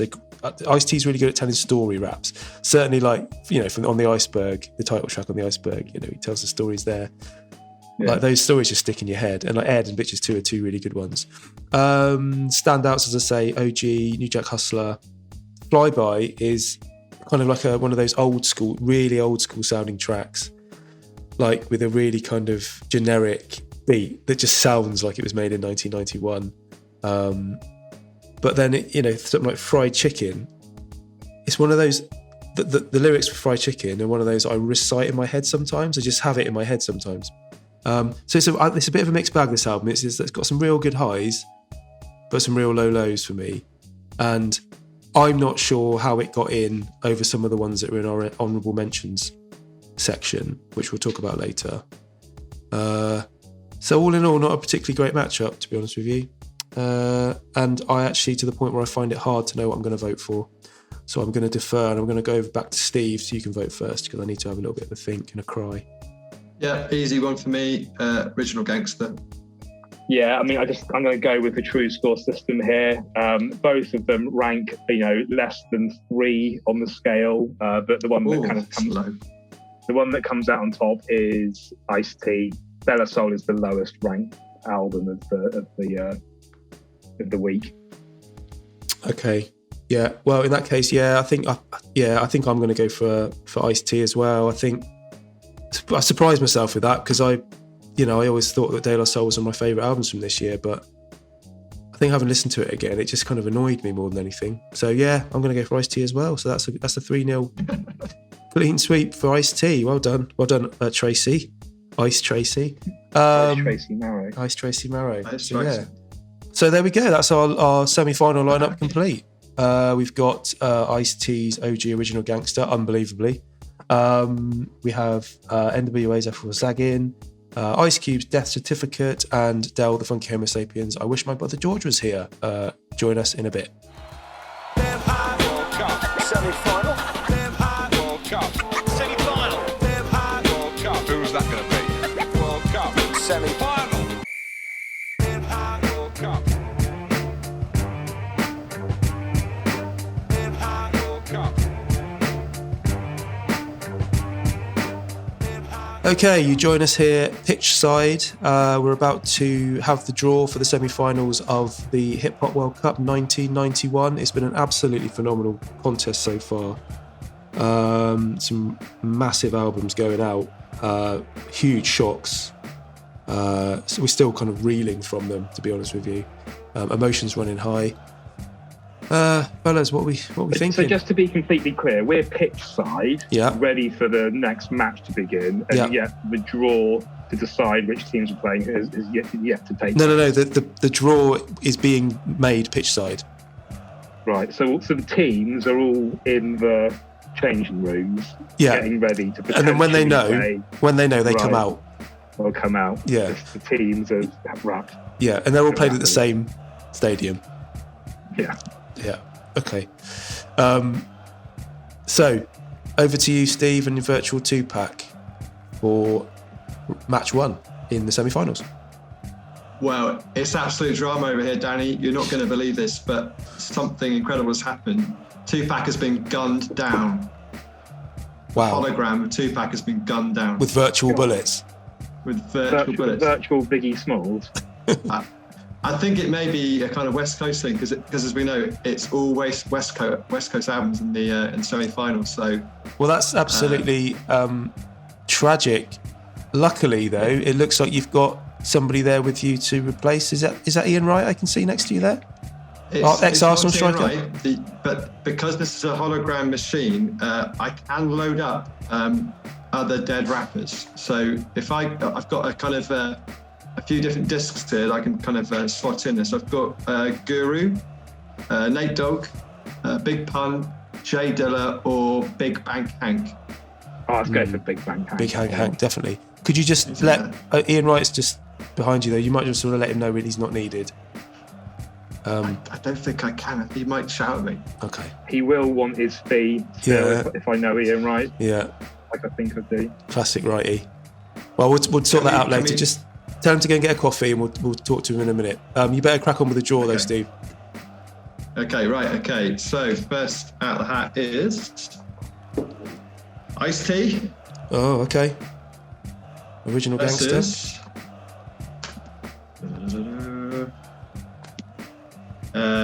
Del the Funkee Homosapien. That is an odd matchup, I won't lie. And that's you, Larry, first. You need to talk about this one. Yeah, okay. I think it's kind of quite clear which way I'm gonna go. A very low ranking album compared to a pretty highly ranked album. I wish my brother George was here. Has scored over 4 on the patented Tru-Skore scoring matrix. There's lots of 4s and 5s in available here to listen to. Compare that to the other one, which is just chock full of 2s and 3s, unfortunately. So shall I just I think I just have to go ahead and say that I wish my brother George was here is my pick for this round. I can't really string it out for much longer than that, if I'm being honest. Seems needlessly cruel to do so. Yeah, it's just probably putting out of his misery, I guess, isn't it? I won't kick a man while he's down. No, you don't want to do that to Ice-T. He'll shoot you.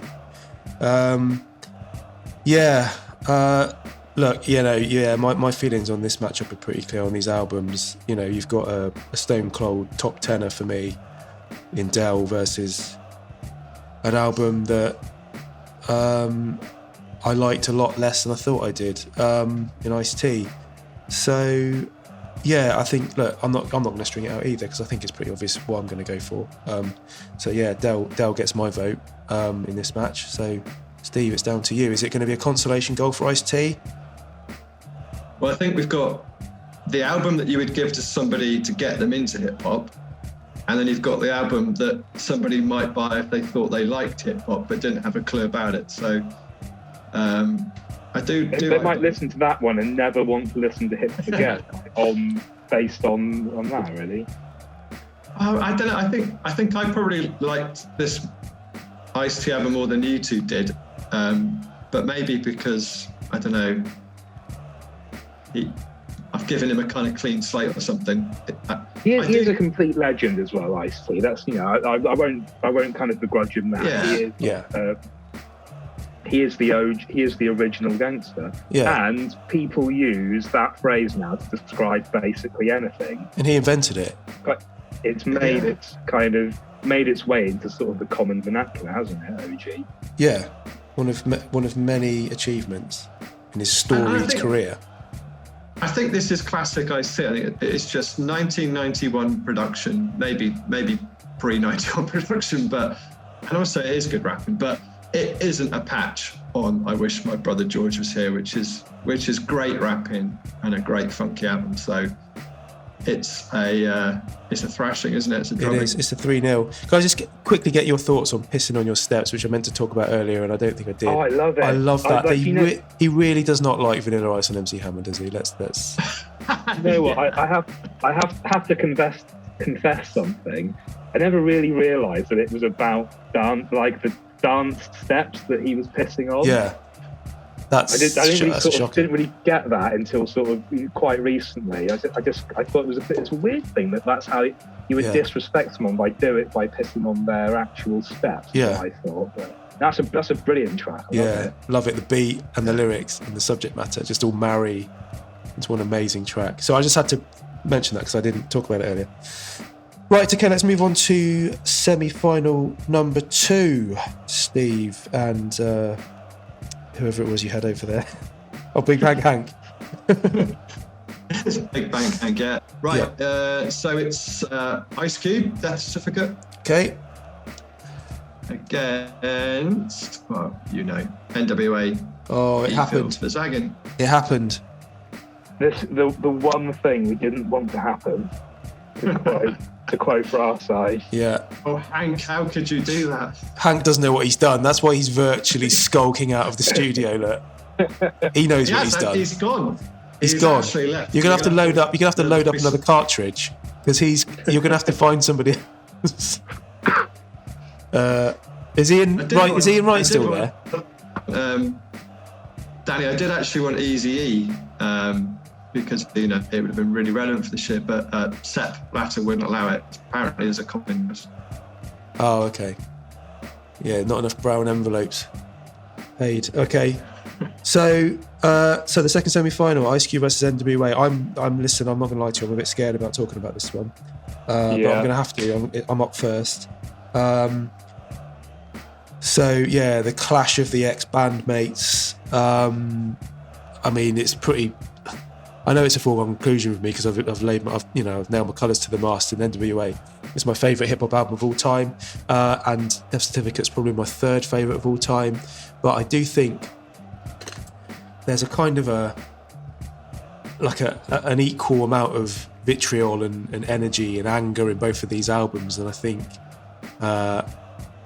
had Ice Cube's album been a bit more kind of had the Dre levels of production behind it, I think this would have been a closer thing. But I think NWA edges it for me because it's just got so much more going for it. It means so much more to me. It does different things to me when I listen to it. I love Ice Cube, and I do get those kind of chills when I listen to it, and it gets me going. I can, those beats and the rhymes and the anger, I love it, but it just doesn't come close to the feeling of listening to NWA, I'm afraid. NWA is just my album, so I'm just going to have to stay true to that. And NWA gets my vote. Let's go to Steve, you next. What are you going to go for? Is it a bit more difficult for you? No, this couldn't be easier for me, as you know. Oh, yeah. I'm trying to pin down. I'm still trying to pin down. Like I respect what you're both saying about Ice Cube and your love for this kind of album, and there are some great beats on it, but it's just nothing that I can kind of hook onto. And I sometimes think that you two have got this kind of just personal attachment from listening to it at the time that I don't have, that kind of influences you. So I'm trying to be objective as much as I can. But I just think when you put this against the NWA album, it just, Dr. Dre is just on another level, production-wise, on a completely different level. And although Ice Cube is a decent rapper, like we've said already, I'd quite happily hear Eazy-E, MC Ren and Dr. Dre, as much as Ice Cube, but if not more. So without kind of labouring the point anymore, it's E-Phil for Zaggin for me. Okay, that's two for NWA. So this is probably a formality now, Larry. But what are you going for? Yeah, it's a formality, but I think it's still worth. I mean, a couple of things to point out about this is that, I'm absolutely in love with both of these albums, and I think, and they're really different albums as well. Like they're sonically very different. I think Death Certificate is lyrically better, like just on an objective kind of basis. It like NWA, the NWA album is very one note, whereas Death Certificate just is not at all. It's actually a more serious kind of album thematically. It covers more ground. And Ice Cube, as much as I love the NWA rappers, I think most people would just say that Ice Cube is the better rapper and this is his best album, so it's very difficult. But the NWA album, like you said, Dan, it's the way you feel when you listen to it, even if you know that maybe even technically Death Certificate is the better album. And here's what's weird for me is that Death Certificate has come out higher on the Tru-Skore scale. Let's dig into that. So what's it? What are the figures showing? So Death Certificate, it's quite a close run thing, but Death Certificate has come out as a 4.23 on the scale. FL for Zaggin is a 4.15. Is it an overall reading for the album? Like an overall kind of. This is going through track by track and assigning each one a numerical value and then averaging those scores. Not that that's only what Tru-Skore is. Don't think for a second it is just that. It's a lot more complicated. And a lot more. I mean, it's linked to the stock markets and stuff, isn't it? It links into the markets. You feed the periodic table into it. It's really complex stuff. But 3D printer as well. Yeah, exactly. So, but Death Certificate actually comes out higher, but I can't go with that score. Like this has happened before, hasn't it? Like the Tru-Score.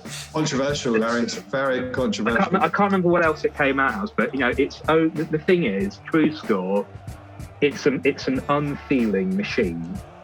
Cold. There was that one time. I mean, I fitted a voice module to it recently. The one word it just said pain. And I had to turn it off after that. It's very, very distressing. It does have some kind. Larry, you're like some kind of. You're like the anti-Chris Whitty. You're not led by the data. You're not led by the science. Not always led by the science.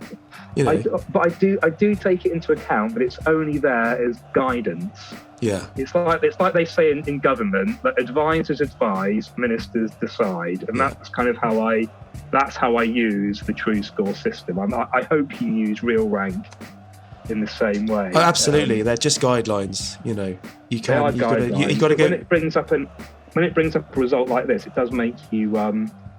Gives you pause for thought, but ultimately, although it's a foregone conclusion anyway, I have to go with Ethel to Zaggin, or what Steve would describe as Ethel to Zaggin. We can talk about that later. Sorry. Controversy in the rap world. But I do. It's an interesting point. I do think, technically, I think on many levels, Death Certificate is the better album, but it's a visceral thing you feel when you listen to NWA. Plus, it's just I couldn't live without having those beats in my life. It's all it's just musically.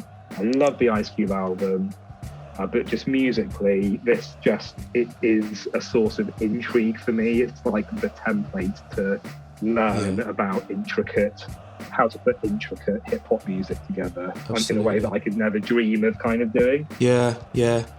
And also the cherry on top of this particular cake is Admiral Dancehall, whose fingerprints are all over this. I mean, man, that last track, Days of Way Back, is one of my favourite tracks on that album. But I absolutely love it. But enhanced all the more by the presence of Admiral Dancehall, who went on to have a massive career. And there's no Admiral Dancehall on Death Certificate, is there? No, absolutely. I think that's much to its detriment. Right, well there you go. He had a ragga type of person on Wicked. On Wicked, yeah, Don Jaguar. Predator. Don Jaguar. Yeah. Oh, he's didn't. No Admiral Dancehall, though, is he? No, he's not. I'd love to see like a showdown between their albums, but that's for another podcast. So yeah, there we go. That's our winner of the second semi-final, NWA.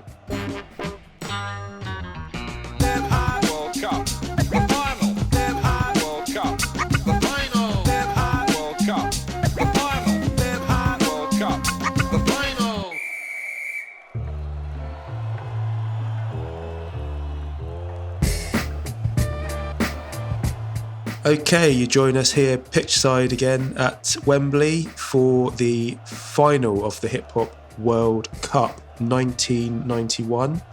Don't forget, coming up later, we've got an England legend live on the line to talk about our winning album. So stay tuned for that. It's going to be great. But for now, look, we've got our final, and it is NWA's F4 Zaggin versus Del, the Funkee Homosapiens. I wish my brother George was here. Gentlemen, I mean, two heavyweight albums, both West Coast. I think West Coast has been the best coast in this case, in this podcast certainly. It's seen off all the East Coast challenges. What are your overall thoughts about what we've seen here? It's been quite extraordinary stuff at times. When I looked at the lineup for this World Cup, I thought there were 3 albums that would probably get to the final. So it's these 2 plus Low End Theory. I think that they were always going to be the strongest ones. So it's great to see we've got a heavyweight final, and it's been a good World Cup. And I think that's the beauty of the World Cup, is you don't know who's going to get drawn in each round. So you lose some of the big guns, and there's been some really good battles. And yeah, looking forward to the final now. Yeah, and just very quickly, Larry, what are your thoughts on the final? Yeah, I think what's like the 4 albums that should have been in the semi-final: Death Certificate, F4 Zaggin, Low End Theory, and I wish my brother George were here. I think just it's worth mentioning they're all brilliant, but they're all really different sounding as well. It's a good year for unique sounding hip hop. There's lots of variety in here. Absolutely, yeah. No, it's been a great tournament, great variety. And actually, at this stage, it's probably worth just talking about some of the albums that didn't get in. That kind of came close, got knocked out in the qualifiers. So yeah, I mean, there's some big albums didn't make the cut, isn't that right, Steve? Have you got a couple there that you sort of would like to have seen in this competition? Yeah, I can't believe Breaking Atoms didn't get in here. The Main Source album, I think that's a really iconic 1991 album, and a bit of a kind of game changer for how hip hop sounded.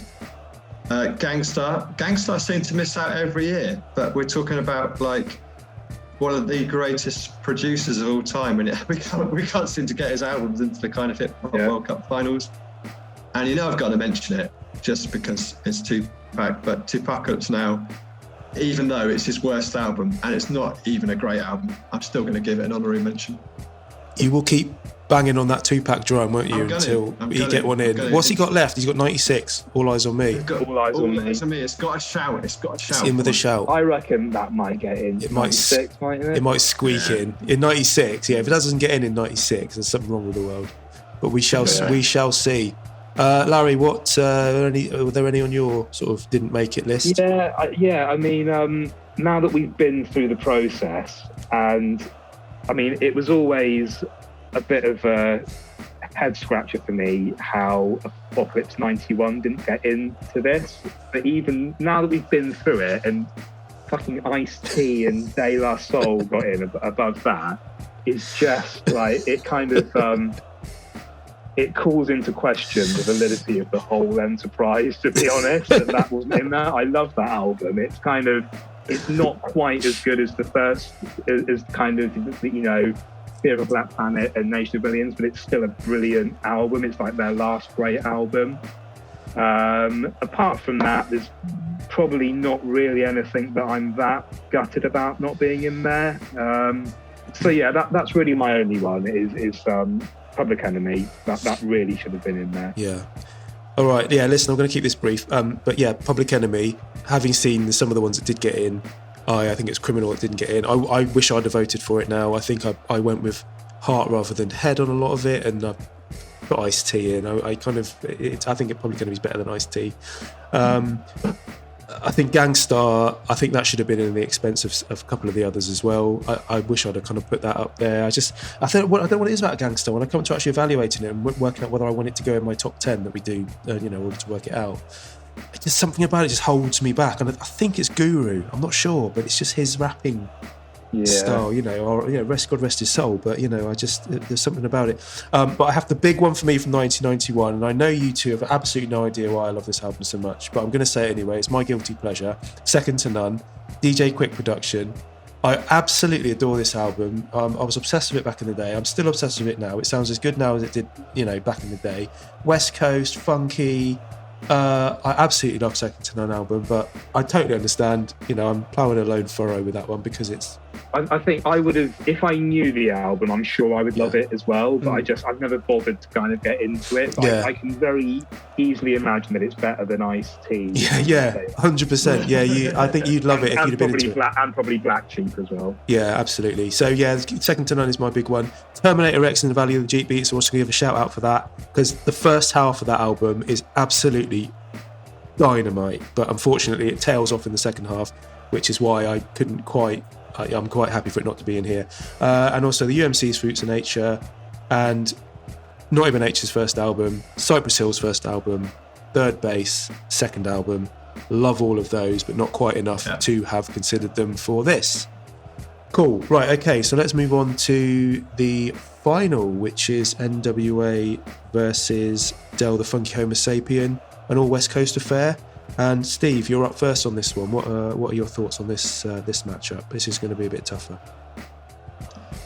Yeah, it's a bit tougher, isn't it? Yeah, you got this wonderful, funky, stylish, long player with. I wish my brother George was here. That just listens so well all the way through. Clever rapping, classic rapper, really great rapper. It's not a faultless album, but it is pretty good. And then the NWA album,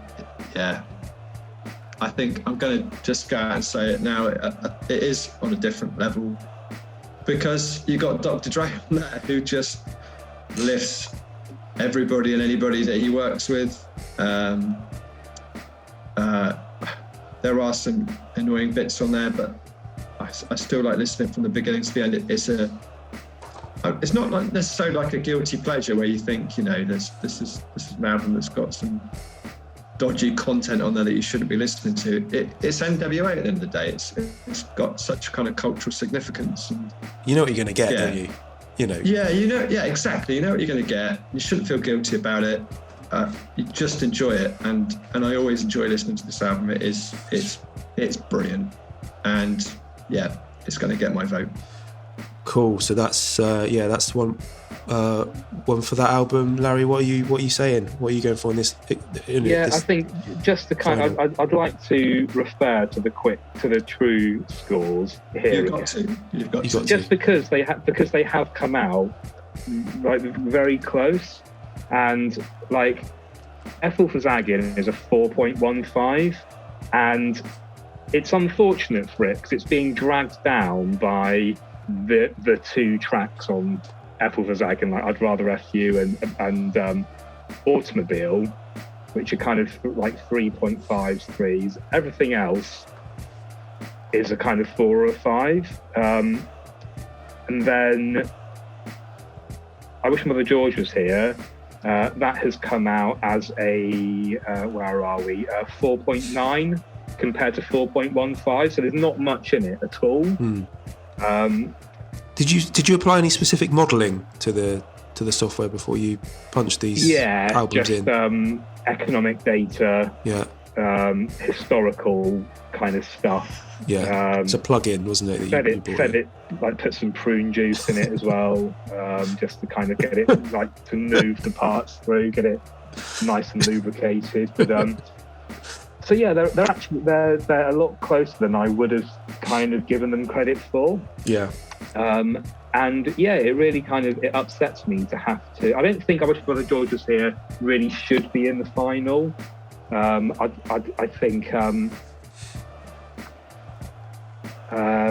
think really it should be NWA versus Death Certificate. That's the kind of obvious or kind Tribe of final for me. Or Tribe maybe. Should be Tribe.